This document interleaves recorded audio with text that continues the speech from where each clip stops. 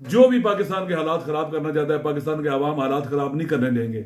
जीत अवाम की होगी। जब भी अवाम उठते हैं अपने हकूक के लिए, उनके मुकाबले में जो भी आता है शिकस्त खा जाता है। अवाम हमेशा जीतते हैं। शर्त यह कि अवाम साबित कदम रहें, बाशऊर रहें, बाबसीरत रहें, आगाह रहें और हालात पर गहरी नजर रहे उनकी। अल्हम्दुलिल्लाह आज अवाम ऐसे ही है। आपने देख लिया एक साल इनके जहन में यह था कि पाकिस्तान के अवाम 25-24 दिन गुजरेंगे, थक जाएंगे, हार जाएंगे, घरों को बैठ जाएंगे, भूल जाएंगे। बेनजीर भुट्टो साहब की शहादत हुई, लोग उसको भूल गए। अब वो दौर गुजर गया है। अब आप 2022 और 23 में रह रहे हैं, लिहाजा अब अवाम भूलने वाले नहीं है। छोटे छोटे बच्चों को देख लिया कैसे बोलते हैं। ये छोटे छोटे बच्चे भी अब आपके मुकाबले में खड़े हैं, जिन्होंने कल नौजवान होना है, जवान होना है। इन्होंने 50-60 साल तक आपका ताकुब करना है, आपको नहीं छोड़ना है। वो नस्ल तरबियत पा गई है। पाकिस्तान के अंदर 60-70% जवान है। ये जवानों का पाकिस्तान है और जवानों और पाकिस्तान के जवानों को कौन शिकस्त दे सकता है। वो मैदान में इस वक्त हाजिर है और आप देख लें कि किस तरह से इनके जो हमले हैं, जमान पार्क पर उनको नाकाम बनाया। इस्लामाबाद में जब खान साहब आए, उनके साथ ये कैसे बिहेव करना चाहते हैं, इन जवानों ने मुकाबला किया है ना। देखिए ये हमारे बच्चे हैं, वतन के बेटे हैं, पाकिस्तानी हैं। इनकी सोच ये है कि जो कुछ हो रहा है जुल्म हो रहा है, ज्यादती हो रही है। जो ज्यादती करने वाले वो आइन के भी खिलाफ है और कानून के भी खिलाफ है। जो लोग कानून की हुर्मत को पामाल करते हैं, इस्तेहकाक नहीं रखते, हक नहीं रखते कि उनके हाथ में पावर दी जाए। अच्छा अलामा साहब बताइएगा कि आप भी एक मजहबी जमात के चेयरमैन हैं और मौलाना मजहबी सियासी जमात के चेयरमैन हैं और मौलाना फजल रहमान साहब भी एक मजहबी सियासी जमात के चेयरमैन हैं। कल उनके बेटे ने तकरीर की कि हम किसी आइन को नहीं मानेंगे, किसी कानून को नहीं मानेंगे, हम लड़ने को तैयार है। कोई आप मजहबी जमात होने के नाते मौलाना फजल रहमान के लिए कोई मैसेज है आपके पास? गैर शरीफ इस तरह के जो बयानात है ना, उनका गैर शरीफ है। मेरी बात सुने। इस तरह के जो बयानात है ना, ये है खसियानी बिल्ली खंबा नोचे। दुरुस्त है, इनकी कोई हैसियत और वैल्यू नहीं है। तुम लड़ने के आओ, वोट के लिए लड़ो ना। आप अपने आप को सियासी और जमहूरी लोग कहते हो, तो आओ ना, वोट के जरिए लड़ते हैं ना, वोट डालते हैं। जो वोट जिसके वोट ज्यादा है वो जीत जाएगा। उधर क्यों नहीं आते? किससे लड़ना है आपने? पाकिस्तान के अवाम से लड़ना चाहते हो? पाकिस्तान के आइन से लड़ना चाहते हो? पाकिस्तान के कानून से लड़ना चाहते हो? जो भी पाकिस्तान के आइन, कानून और अवाम से लड़ेगा, रुसवाई उसका मुकद्दर ठहरेगी, वो शिकस्त खाएगा, वो जिल्लो रुसवा होगा।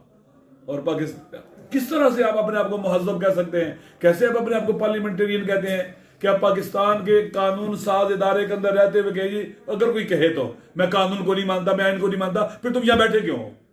ये तो इदारा जो बना है पार्लियामेंट, पाकिस्तान के आइन के तहत बना हुआ है। जो पाकिस्तान के आइन को नहीं मानता, वो इस इदारे को भी नहीं मानता। इस इदारे की भी कोई हैसियत नहीं है। फिर ये बातें बहका हुआ आदमी कर सकता है, बस आदमी कर सकता है। जो होश हवास में वो ऐसी बातें नहीं करता। पाकिस्तान का आइन मुकद्दस है। पाकिस्तान के आइन को बुलडोज करने वाला पाकिस्तान को बुलडोज करना चाहता है। पाकिस्तान के कवानीन को पांव तले रोकने वाला जो कानून की हुर्मत का कायल नहीं है। हमारे उस्ताद कहते थे कि जो पाकिस्तान किसी भी मुल्क के कानून को तोड़े, मतलब ट्रैफिक की रेड लाइट को तोड़े, तो उसको चेक करो, अंधा है।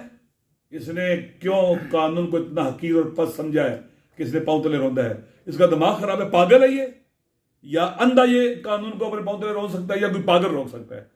होश हवास रहने वाला, देखने वाला बंदा ये कभी भी आइन और कानून को अपने पांव तले नहीं रोंदा करता। साहब अगर सुप्रीम कोर्ट के फैसले पे अमल नहीं होता तो फिर आपकी जमात की क्या हिम्मत है? भी देखिए, हम तो आइन और कानून के मुताबिक अपने हकूक के लिए लड़ेंगे। हम इसके लिए उठेंगे, हम आखिरी हद तक जाएंगे अपने हकूक के लिए और पाकिस्तान और वतन के लिए, मादरे वतन के लिए। पाकिस्तान उसी वक्त बाकी रह सकता है जब पाकिस्तान का आइन है। तो जो आइन के खिलाफ जाएगा हम उठेंगे। पाकिस्तान के अवाम का हक है, आइन ने दिया है, कानून ने दिया है। पाकिस्तान के अवाम अपने हुकूक के लिए उठे। कैसे? वोट के जरिए चेंज लेके आए। अब वोट का रास्ता भी बंद, आइन और कानून का रास्ता भी बंद, फिर अवाम के पास एक ही रास्ता रहता है, फिर वो इनकलाब का रास्ता है। खुद सोचे ना, अवाम आखिरी हद तक सब्र से काम ले रहे हैं, कोड़े गोलियां खा रहे हैं, शल उन पर लग रहे हैं, आंसू गैस पी रहे हैं, मुश्किलात जेलों में जा रहे हैं, गलत पर्चे कट रहे हैं, सब्र कर रहे हैं ना, बर्दाश्त कर रहे हैं ना। किस लिए? अपने आइनी और कानूनी हक के लिए कि इस मुल्क में इलेक्शन हो जाए फ्री एंड फेयर।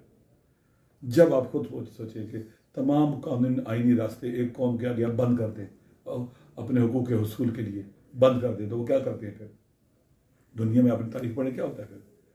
फिर मैंने पहले भी कहा है, फिर कोई बंदा नहीं मिलेगा जो 25 मई को कहेगा कि वापस चले जाओ लोगों। फिर कोई बंदा नहीं मिलेगा जो कहेगा कि 29 नवंबर को पिंडी से वापस जाना है। फिर वापस ले जाने वाला कोई नहीं होगा। उस दिन से डरना चाहिए। और मुझे ये आप देख रहे हैं या धमकी दे रहे हैं? धमकी नहीं दे रहा हूं। दुनिया में ऐसे होता है कि जब आप ना आइन को मानते हैं ना कानून को मानते हैं, अवाम की पुरअमन जद्दोजहद का मुकाबला आप शेलिंग से करते हैं, आप गोलियों से करते हैं, आप उन पर FIR काटते हैं, उनको तंग करते हैं, उनको जेलों में डालते हैं, फिर लोग क्या करेंगे? क्योंकि आपने तो आइन को कैदी कर लिया है, असीर कर लिया है, कानून आपके जनाब वाला पाँव के नीचे आ चुका है, लोग क्या करेंगे? फिर रियासत को आप दिन ब दिन तबाही की तरफ लेके जा रहे हैं। तो लोगों की ड्यूटी नहीं है अपनी मादरे वतन को बचाना, लोगों की ड्यूटी नहीं कि इस वतन के अंदर आइन और कानून की गुमरानी को लेके आना, आइन की सरबलंदी के लिए काम करना। हम सबकी ड्यूटी और फरीजा है, आपका, मेरा, हम सबका फरीजा है। लिहाजा अवाम के पास फिर यही रहता है, ये हक है उनका फिर कि वो उठें, आइन की बालादस्ती, आइन की सरबलंदी, कानून की अमलदारी के लिए जद्दोजहद करें और हर चीज को अपनी जगह पर लेके आए।